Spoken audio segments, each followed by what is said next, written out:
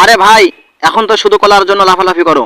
সিংহ মহারাজ এই নির্বাচনে জিততে পারলে তোমাকে আর কলা খাওয়ার জন্য টেনশন করতে হবে না। তুমি ঘরে বসে বসে তোমার কলা পাইবা এবং পানির লাইন পাইবা।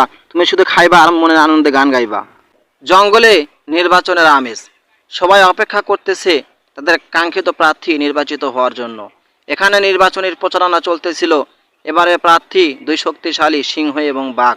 তার জয়ের পথ সুগম করতে এই প্রচারণার দায়িত্ব দেওয়া হলো এক চতুর শিয়ালকে। শিয়াল মামা জঙ্গলের প্রতিটি কোনায় ঘুরে বেড়াইতেছিল। সে এক পর্যায়ে দেখলো গাছের গোড়ায় একটা বানর বসে আছে। সে বানরকে দেখতে পেয়ে বলল, বানর ভাই, এবারে নির্বাচনে সিংহ মামাকে ভোট দিলে তোমার আর চিন্তা করতে হবে না।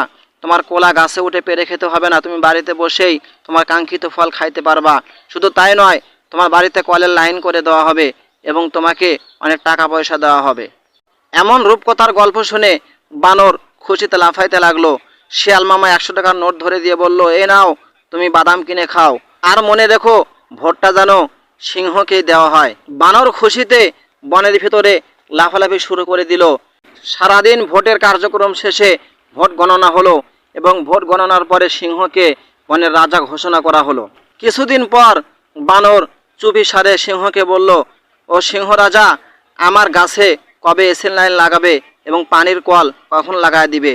সিংহ তখন গর্জন করে বলল, আরে বোকা বানর, আমি এখানে রাজা হতে এসেছি, কোনো ইঞ্জিনিয়ার হতে আসেনি। আমার সামনে থেকে দূর হয়ে যা, নয়তো বা তোর কলিজা চেপে খেয়ে ফেলে দিব। বানর ভয়ে মন খারাপ করে যাইতেছিল।